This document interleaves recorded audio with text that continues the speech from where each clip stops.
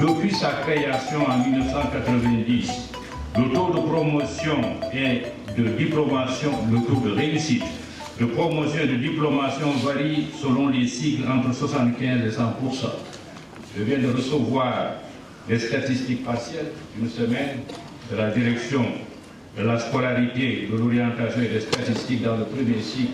Cette année, 2014-2015, nous en sommes à 80% de taux de réussite. Au dernier concours de la magistrature, les 3 majors sont de l'Université Gaston Berger. Le major au dernier concours de l'INDES est un de nos produits, etc.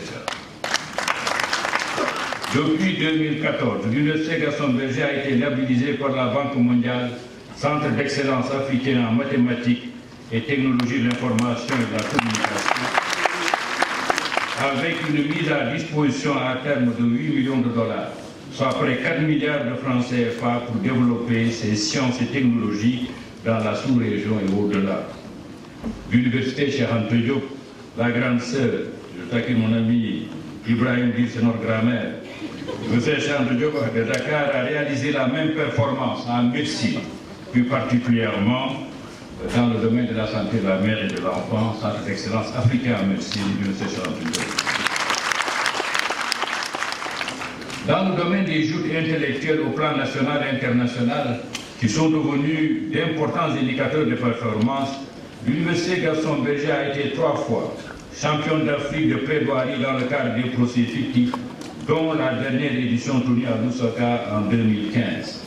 Il faut dire qu'en ce qui concerne cette prestigieuse compétition continentale, l'UGB a participé à 10 éditions, a été finaliste, 6 fois finaliste et 4 fois victorieuse.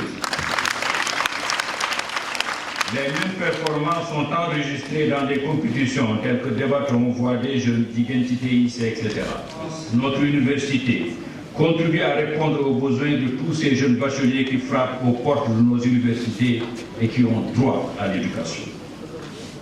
Avec l'aide de l'État, nous travaillons à assurer l'équilibre du triptyque accès, qualité, efficacité.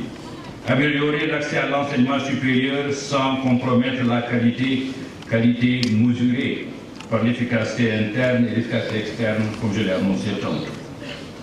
C'est le lieu de féliciter ici solennellement et de remercier Monsieur le ministre de l'Enseignement supérieur et de la Recherche pour les importantes et difficiles réformes qu'il conduit avec engagement et expertise.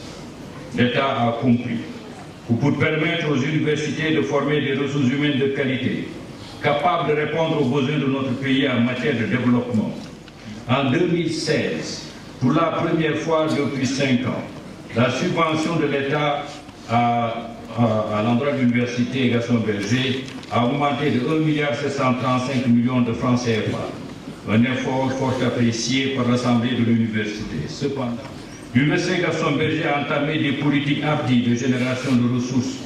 Le premier projet phare du rectorat est la création de la polyclinique de l'Université Gaston Berger de Saint-Louis, un établissement privé à but non lucratif qui va démarrer ses activités en mai 2016. La vocation de cette polyclinique est de répondre aux besoins des populations de la région nord du Sénégal en matière de consultation, d'exploration avec des appareils de pointe, échographie, colposcopie, endoscopie et autres appareils modernes. L'autre objectif à travers cette polyclinique, c'est de permettre à nos étudiants de médecine d'avoir une structure d'application supplémentaire, mais enfin et surtout, il faut dire les choses, générer des ressources qui viendront en complément aux efforts de l'État. Le business plan de la partie génération de ressources des 30 hectares de la ferme agricole est en cours d'élaboration. D'autres projets tout aussi importants sont en chantier. Tout cela pour dire que la volonté politique affichée de l'État, combinée avec l'engagement des acteurs de notre université, donne de bonnes raisons de rester optimiste pour le maintien des capables d'excellence. C'est le lieu de réitérer notre profonde reconnaissance aux différents recteurs qui se sont succédés à la tête de cette université. Il y a de cela un quart de siècle, elle avait relevé le défi insensé à l'époque de l'ouverture au nord du Sénégal et dans un environnement peu avenant d'une université. Elle était constituée d'enseignants qui étaient et qui sont encore sujets à ce type de folie douce et salutaire sans laquelle on ne peut réussir de grandes entreprises. Elle était une et indivisible, la foi chevillée au corps. Elle adhérait pleinement à un projet dont elle partageait les objectifs. Elle a réussi. Elle, c'était l'équipe à laquelle les pouvoirs publics avaient choisi de confier le projet de la seconde université du Sénégal. Elle était composée des professeurs Ahmadou Lamine Ndiaye, recteur, professeur Babacar Kanté, directeur de l'UER, sciences juridiques et politiques, professeur François Boy, directeur de l'UER, sciences économiques et gestion, professeur Ndiawar Sarr, directeur de l'UER, lettres et sciences humaines, et feu professeur Galaye Dia, directeur de l'UFR mathématiques appliquées et informatique, paix à son âme. Rien de ce qui concerne l'université Gaston Berger ne m'est indifférent. Je voulais dire que je me sens pleinement et intensément concerné par cette université. J'aurais aussi pu parler des crises, des fermetures de l'université, de toutes les situations délicates et traumatisantes qui sont inhérentes à la gestion d'une communauté, de toutes les décisions difficiles à prendre, mais qu'il fallait prendre des années sans, des années avec. Mais j'aurais pu aussi parler de la coopérative d'habitat et de construction de l'université Gaston Berger de Saint-Louis, qui a donné les cités Ngalel et Boudjouk, de la montée en puissance, de la diversification de l'offre de formation. Aussi, le premier plan stratégique de l'université avec le professeur Omar Sougou, le premier agrégé, et ceux de plus en plus nombreux qui ont emboîté le pas au professeur Samba Traoré, la première soutenance de thèse d'État en 1991 avec le même enseignant, professeur Samba Traoré, celle de troisième cycle avec Khalifa Bodian et nos étudiantes et étudiants.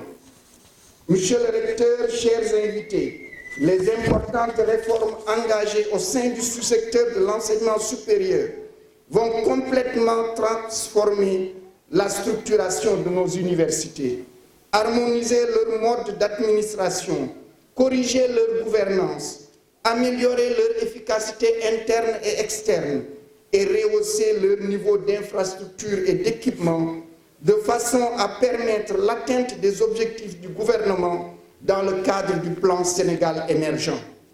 Par rapport à la question de financement, il va de soi que l'État ne doit plus être la seule structure à allouer aux universités toutes les ressources nécessaires à leur fonctionnement. Beaucoup a été fait et vous avez donné l'exemple de l'UGB qui est un exemple à suivre. Rien qu'en 2016, le gouvernement a sensiblement augmenté les ressources financières des universités afin de les aider dans l'effort de rééquilibrage de leur budget. C'est un montant total de 12 431 285 000 qui a été mobilisé à cet effet.